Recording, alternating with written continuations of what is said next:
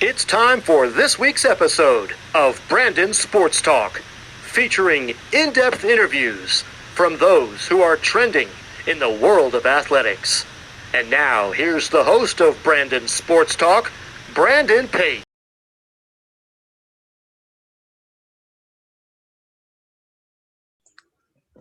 Welcome back to Brandon Sports Talk. In today's episode, I have the privilege to interview the Locker Room Ladies podcast. How are y'all doing today? Great. Thank you for having us. Thank you so much. Charlotte, can you talk about how you knew that you wanted to come up with the podcast? So it was actually Maddie's idea, really. She texted me one day and said, "Do you want to embark on this journey with me?" And I said, "Absolutely, yes." It was just the perfect time. She was working in news at the time and leaving her job and starting a new chapter of her life. I had just graduated from school. I was still unemployed at the time, and it just made so much sense.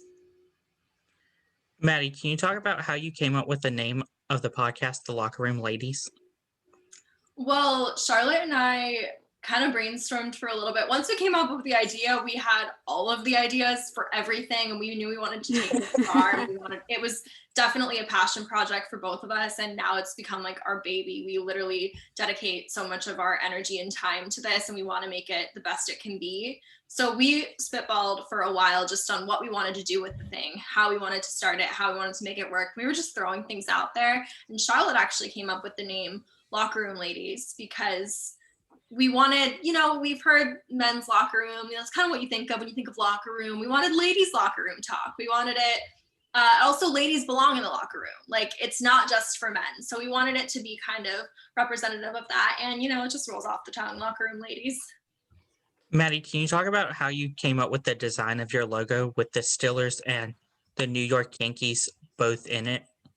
Right. So I could not take credit for the design. That is all Gabby Rosenblum. You can look her up on Instagram. She's at GBR Create or Creative, I think. GBR Creative might be the @ on Instagram, but look that up. You'll find her. She does amazing work. So we knew we wanted to both be on the cover, but during the pandemic, we were in completely different states. We were in different time zones across the country. I was in Washington State and she was in New Jersey. And so we needed to be a little creative about it. So we decided Charlotte is a diehard Yankees fan, like the biggest Yankees fan I've ever met. I would live and die for the Steelers. So we decided that that was a good representation of our passion for sports and where that kind of stemmed from.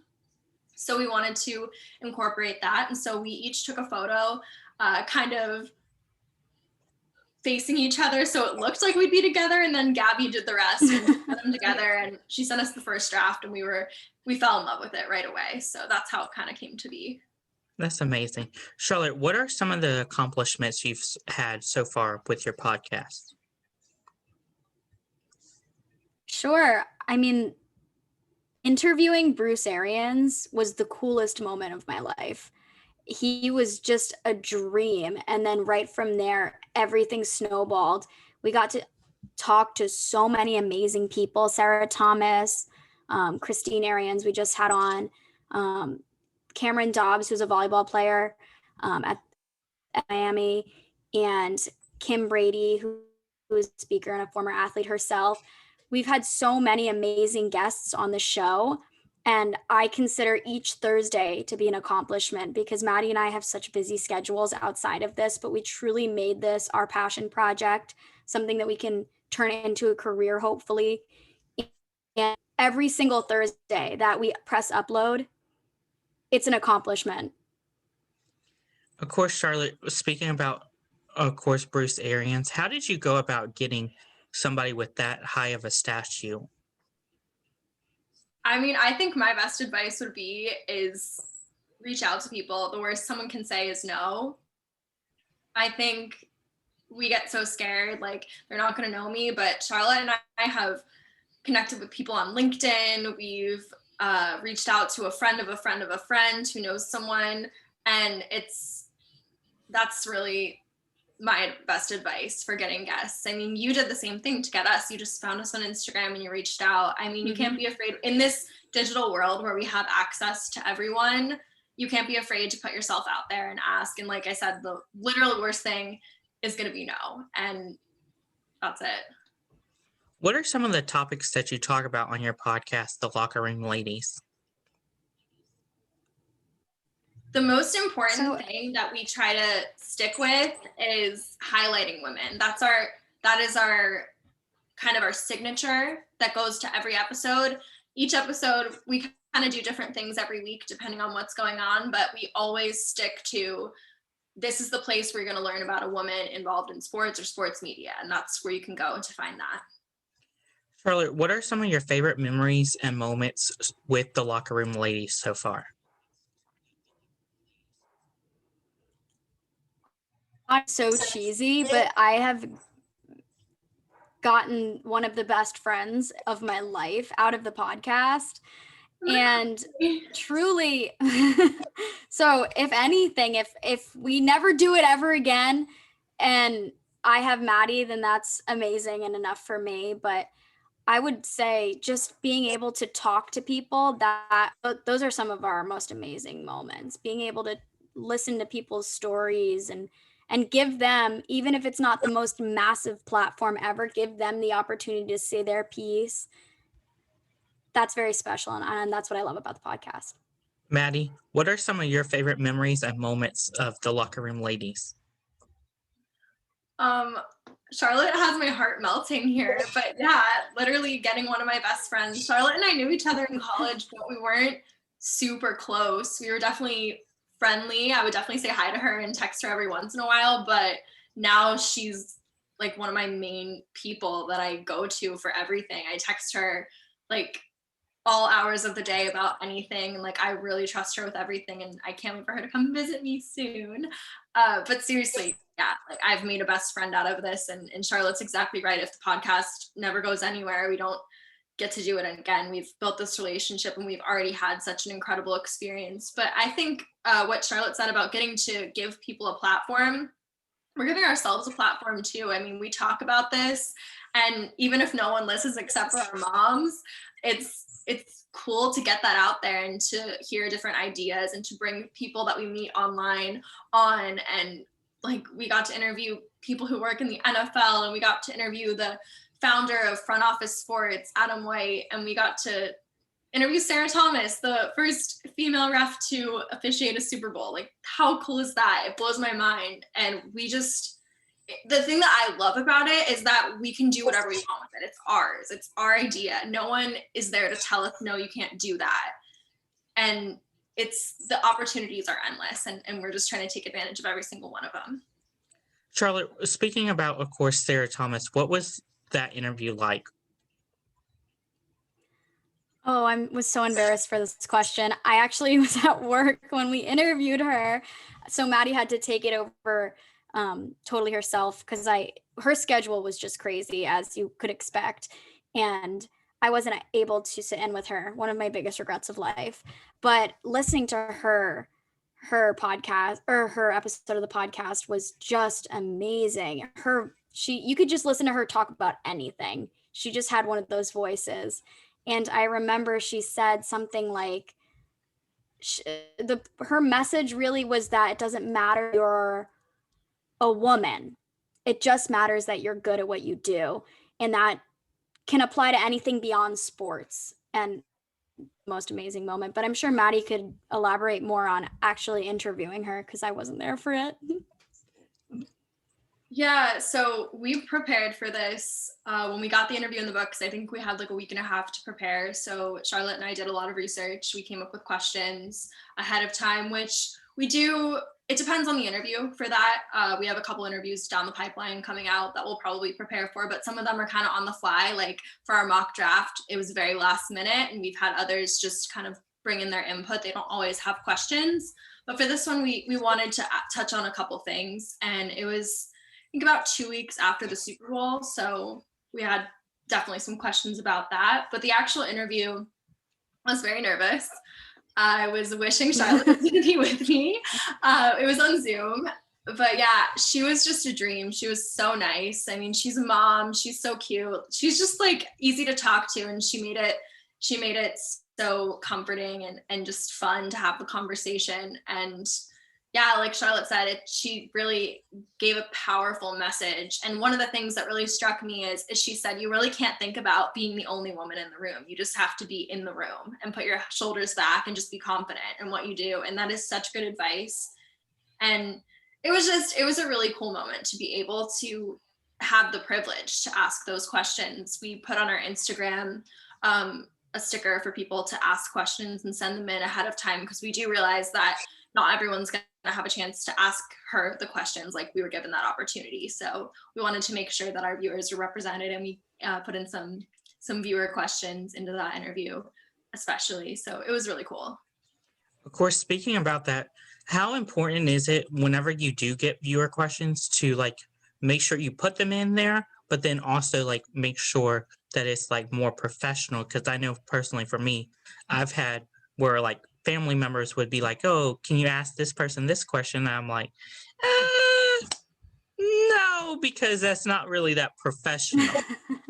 I think it definitely comes down to kind of gauging the room, like gauging the interview. We're not going to ask like the craziest fan question like at the beginning of the interview started off. I mean, we both have a background in journalism. I was a TV news reporter, and so we've definitely gotten our fair share of interviewing experience. So we kind of had that background going into podcasting, and it translated beautifully. But definitely, I think just feeling out the guest and seeing what their energy is like there are definitely some questions that we've come up with that we didn't end up using in the interview, or that got answered in another question. So it's always changing. It's always ebbing and flowing. You can't be too stuck on the script, because at the bottom line, an interview is just a conversation. And if something's more interesting than what we had on the page before we talk to them, we'll toss it and go with what they're talking about. Of course, can you talk about both of y'all's background in being a journalist, and how has that helped you with your podcast? So we both went to the University of Miami. That's where we met. We both graduated with Bachelor of Science in broadcast journalism. It's all about the U. And I know my minor was in sports admin. What was yours, Maddie? I was actually double major, broadcast. She was a double major. Yeah. So we both do have a background. Maddie worked as a reporter. I work in television now in a different capacity. But it really was a passion of sports, and not just the X's and O's or the three strikes, the rules. It's more of just, we both love the stories of these athletes and these people in sports. So storytelling and sports are really our passion. So I think I could speak for both of us when I say that's our background, really. How hard is it to balance both y'all's time difference and your schedules? So thankfully, we don't have to do the time difference anymore, because I did move back to the East Coast. So now we're back on the same time. But honestly, you'd think it would be hard, but Charlotte is incredibly flexible, and we both really try to be, I don't know, I think we're both kind of just flexible people in general. Yeah. So it never really is an issue. Like if we need to record the episode to get it out on deadline, like 2 hours before our deadline, we'll make it work. But I mean, ideally we get to record it like 2 or 3 days ahead of deadline and have a lot of time for editing.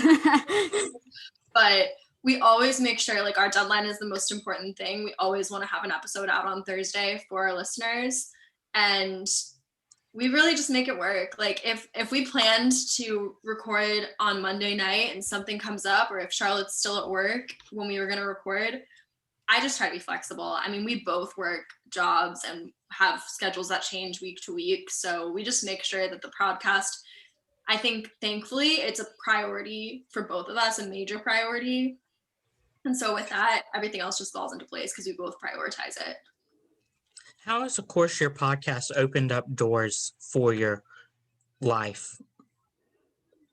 Oh my, where do I begin? I have talked to so many amazing people who I never would have ever even had a conversation with. I have learned so many things about myself. I've learned that sports and the lessons you learn on the field, or the lessons that these athletes will learn on the field, really translate to every aspect of life. And again, I've been able to spread myself so thin some weeks, and I know I can get through it. The podcast is something we don't necessarily, it's not our career at the moment. It's something that we just love to do. And if you do something that you love with somebody you love, it's so fun. I'm having the best time.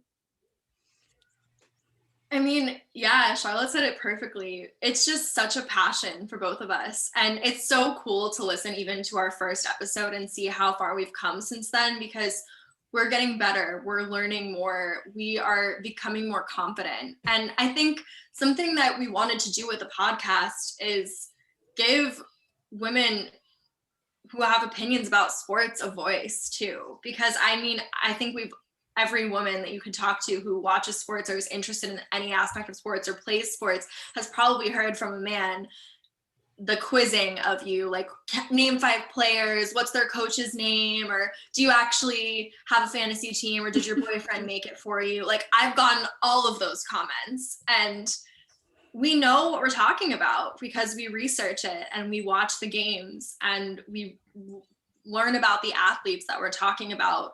We're not just making it up. And so I think that that's something also that's been cool, is to be able to do that ourselves and show that, yeah, women can have a sports podcast that's totally female run, and we still are going to give you content that you're not going to get anywhere else. Starting off with you, Maddie, what are some of your future plans for the lady locker room? Future plans, I mean, the big thing is we're just trying to get it out there. We just want people who are going to be interested in it to know about it, and we're trying to grow our listening base all the time. So I think social media is a big thing we've been trying to work on. We've have our little consult. A friend of ours has been helping us with some social media management and kind of planning out what we're going to do next there. But yeah, definitely we just want to keep getting guests and keep getting better. I think that's really the main thing. It would be a dream for us to have this as our career. Like I said, this is our passion. I feel like it's not work. Like, even if I'm super stressed out for other things and we're on deadline and we have to get it done, this is not what stresses me out. This is what I look forward to at the end of my day, is my calls with Charlotte. It's meeting people, interviewing people. It's coming out with the episodes and listening to them back afterwards and figuring out what we could do better, what we did well. And that's the thing. If that could be our job, that would be a dream. Charlotte, what are some of your future plans? We're going to the moon. We're not going down. We're going to the moon. We're taking this thing as far as we can, because exactly what Maddie just said, it's no one's forcing us to do this. We both have our other priorities and our other obligations and stuff like that. And at the moment, we don't have the luxury of just relying on the podcast, but we still love to do it.